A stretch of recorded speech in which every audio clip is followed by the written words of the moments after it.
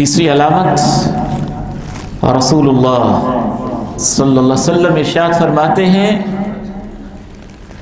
لا الہ الا اللہ والذی نفسی بیدہ، مجھے اس ذات کی قسم ہے جس کے ہاتھ میں میری جان ہے، لا تفنا هذه الامہ، یہ امت تب تک زندہ رہے گی، ختم نہیں ہوگی جب تک یہ صورتحال نہ ہو جائے یقوم الرجل الى المرأة فیفترشها فی الطریق، مرد اتنے بے حیا ہو جائیں گے کہ سرے راہ مرد عورتوں کے ساتھ بے حیائی کریں گے، فیکون خیارهم یومئذ، اس بے حیائی کے چلن میں اس انسان کو اچھا سمجھا جائے گا، من یقول لو واریتها وراء هذا الحائط، جو اس بے حیات جوڑے کو روک نہیں سکا، بس اتنا کہہ دے کہ تم دیوار کے پیچھے بے حیائی کر لیتے، اسے اچھا انسان سمجھا جائے گا۔ امریکہ، یورپ، ان کے پکنک پوائنٹس، ان کے ساحل، ان کے تفریحی مقامات بے حیائی کے جس چلن پہ چل پڑے ہیں، اور وہاں جو کچھ ہو رہا ہے اور جس طریقے سے امت اسلامیہ ان کے پیچھے چل رہی ہے، وہ سوچ کر بھی گھن آتی ہے۔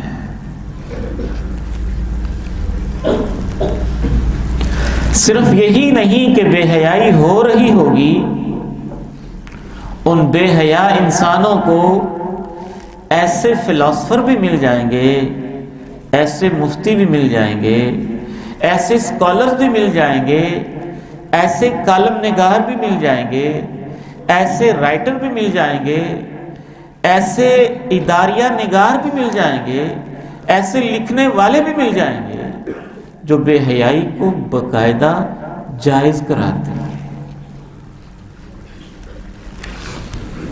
یہ چوتھی علامت ہے کہ ایک تو ہے کہ بندہ بے حیائی کر رہا ہو اور شرما رہا ہو، بے حیائی کر رہا ہو اور چھپ رہا ہو، بے حیائی کر رہا ہو اور ڈر رہا ہو، لیکن بے حیائی کا چلن اتنا عام ہو جائے گا کہ باقاعدہ طور پر چند حرام کردہ چیزوں کو لوگ حلال ہی بنا ڈالیں گے۔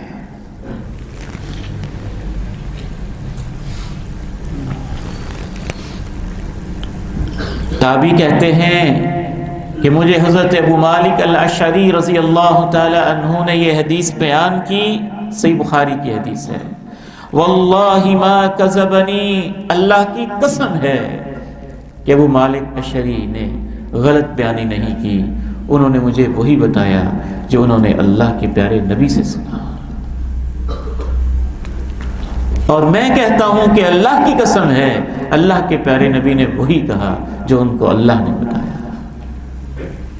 آپ نے ارشاد فرمایا لَيَكُونَنَّ مِنْ أُمَّتِي أَقْوَامٌ، یہ ہو کر رہے گا میری امت میں لازمی ایسے لوگ پیدا ہوں گے، يَسْتَحِلُّونَ الْحِرَى، وہ زنا کو حلال بنائیں گے، وَالْحَرِيرَ، ریشم پہنے کو حلال سمجھیں گے، وَالْخَمْرَ، نشے کو حلال سمجھیں گے، وَالْمَعَازِفْ، موسیقی کو، گانے باجے کو حلال سمجھیں گے۔ 4 کبیرہ گناہ آپ نے بتایا، زنا کو حلال سمجھیں گے، ریشم کو حلال سمجھیں گے، نشے کو حلال سمجھیں گے، اور لہو و لعب کے آلات، موسیقی کے آلات کو بھی حلال سمجھیں گے۔ امام ابن حجر رحمہ اللہ فرماتے ہیں حلال سمجھنے کا مطلب کیا ہے؟ اس کا ایک مطلب تو یہ ہے کہ باقاعدہ وہ دلائل دیں گے کہ یہ حلال ہے، وہ فتوے دیں گے یہ حلال ہے، وہ ٹی وی کے شوز میں کہیں گے یہ حلال ہے، مولوی سختی کرتے ہیں، یہ تو فنون لطیفہ ہے، یہ تو آرٹس ہے، یہ سنتھیٹک سینس ہے، حصے جمالیات ہے، یہ ریفریشمنٹ ہے، یہ انجوائمنٹ ہے۔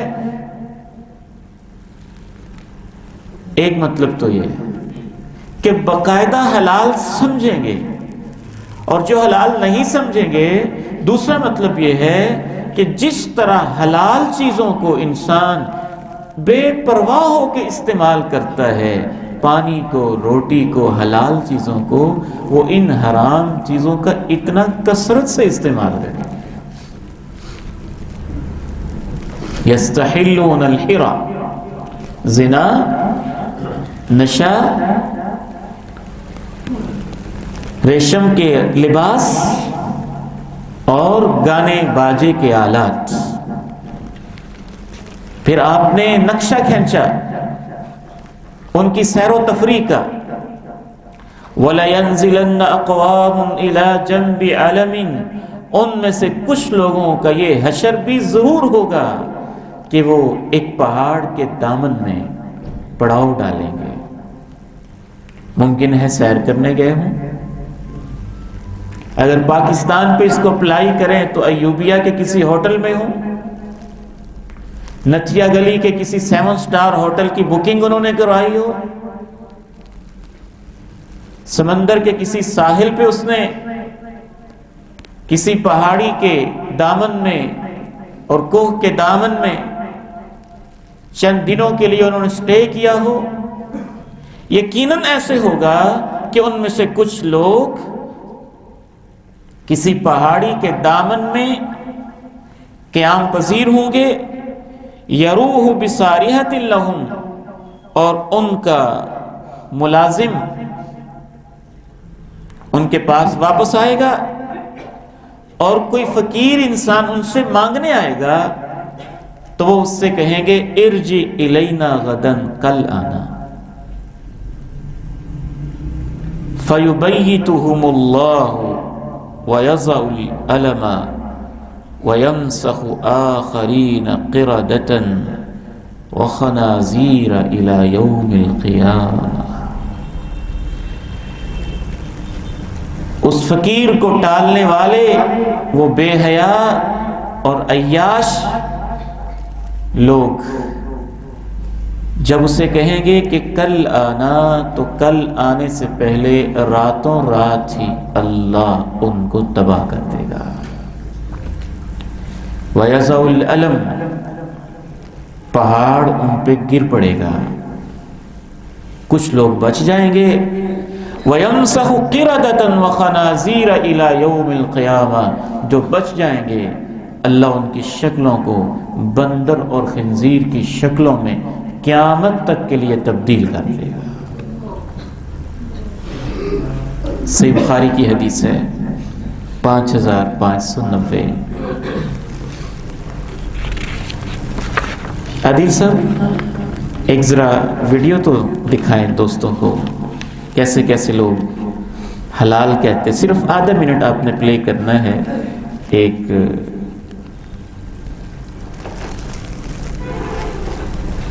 صاحب ہیں، کافی ان کو سنا جاتا ہے ویسٹرن دنیا یہاں بھی، جاوید احمد غامدی سے۔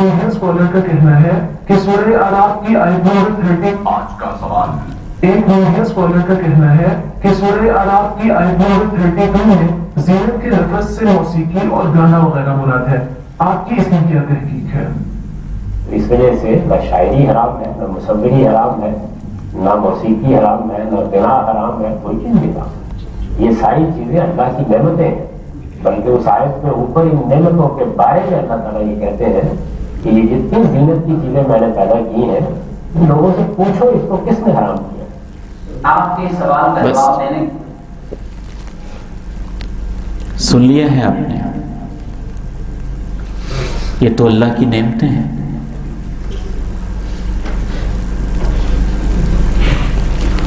يستحلون الحرى والحرير والخمر والمعازف،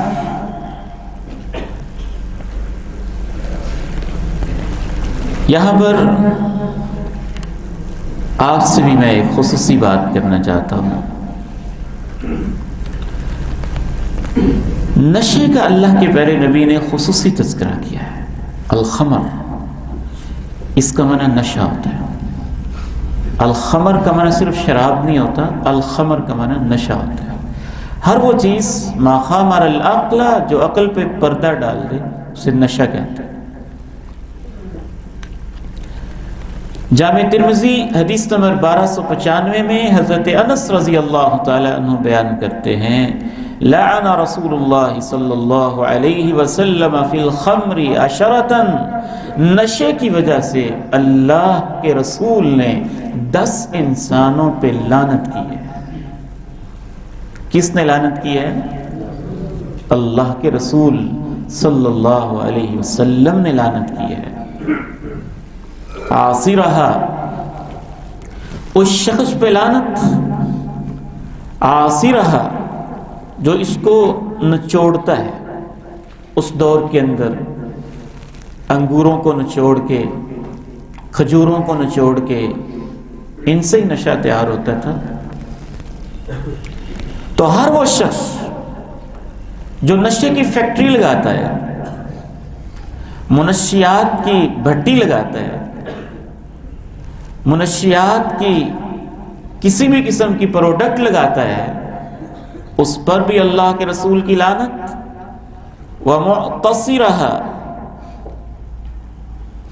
اور اس کو بنانے والے پر بھی لعنت. وَشَارِبَهَا، پینے والے پر بھی لعنت. وَحَامِلَهَا، اس کو لوڈ کرنے والے پر لعنت. جس ٹیکسی ڈرائیور کو پتہ ہے کہ میری گاڑی کے اندر نشہ لوڈ کیا جا رہا ہے اور وہ اس پہ رضامند بھی ہے، اس پر اللہ کے رسول کی لعنت ہے. جس مزدور کو پتہ ہے کہ اس میں نشہ ہے اور وہ اس کو لوڈ کر رہا ہے، اپنے کندھوں پہ اٹھا رہا ہے، اس پہ اللہ کے رسول کی لعنت ہے. وَالْمَحْمُولَةَ إِلَيْهِ، جس کی طرف وہ نشہ اٹھا کر لے جایا جا رہا ہے، اس پر بھی لعنت. وَسَاقِيَهَا، اس کو پلانے والے پر لعنت. 7 star 5 star hotels Lahore, Karachi, Islamabad کے غیر مسلموں کی آڑ میں جہاں کوئی ملازم جاب کرتا ہو اور اس کو پتہ ہو کہ یہ نشے کا آرڈر ہے اور میں اس کو اٹھا کے لے کے جا رہا ہوں اور میں پلا رہا ہوں، اس پر لعنت ہے.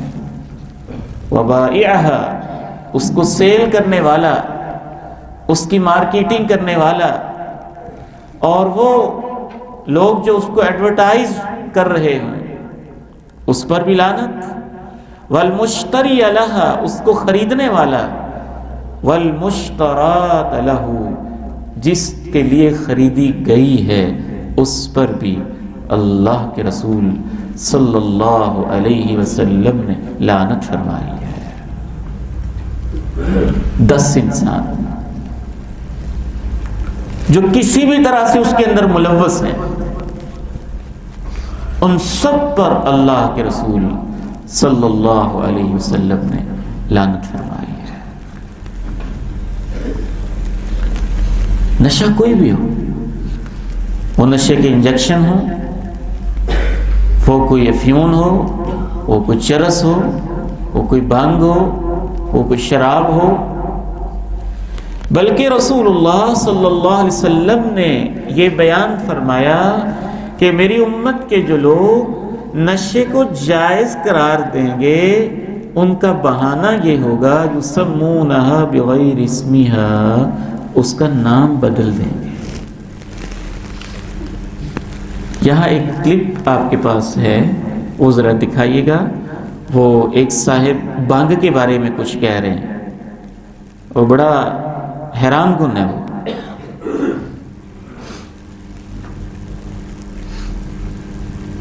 یہ اسمبلی ایکسائز کی کراچی اوپر لکھا ہوا ہے، سندھ اسمبلی کے اجلاس کے دوران انسداد منشیات پر ہونے والی بحث میں اراکین اسمبلی یعنی MPs MNAs Sindh assembly کے بڑے غصے میں تھے کہ بڑی سختی ہو رہی ہے اور منشیات مل نہیں رہی. ایک سیاسی پارٹی کے ایک رکن صابر قائم خانی نے کہا کہ انہوں نے بھنگ پر بھی پابندی لگا دی ہے، حالانکہ بھنگ تو صوفی لوگ اس لیے پیتے ہیں تاکہ وہ عبادت اچھی طرح کریں اور عبادت میں کوئی خلل نہ آئے.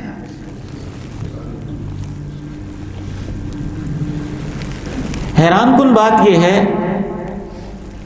کہ بڑے بڑے پولیٹیشنز اور بڑے بڑے دنیا کے لحاظ سے بڑے لوگ اس بہانے سے سپلائی منگواتے ہیں کہ ہمارے پاس عیسائی اور ہندو ملازم ہیں، عیسائی نان مسلم ہیں، ہندو نان مسلم ہیں، تو ان پر تو ہم پابندی نہیں لگا سکتے. اور میں بڑا شرمسار ہوا یہ پڑھ کر. یہ بھی دکھائیں ذرا کہ ہندو اور عیسائی لوگوں نے باقاعدہ ہائی کورٹ کے اندر مقدمہ دائر کیا کہ ہمارا نام لے کر شراب کے لائسنس جاری نہ کیے جائیں کیونکہ شراب ہمارے مذہب میں بھی حرام ہے. ہندوؤں نے بھی کہا، عیسائیوں نے بھی کہا، اور باقاعدہ چیخ کے کہا. آگے بڑھتے ہیں. پانچویں علامت، رسول اللہ صلی اللہ علیہ وسلم نے ارشاد فرمایا سَيَكُونُ فِي آخِرِ الزَّمَانِ خَسْفٌ وَقَذْفٌ وَمَسْخٌ. میری امت کا آخری دور، قیامت سے پہلے والا جو دور ہوگا، اس میں میری امت کو 3 سزائیں ملیں گی. خسفن، زمین پھٹے گی اور بہت سارے لوگ اس میں دھنس جائیں گے.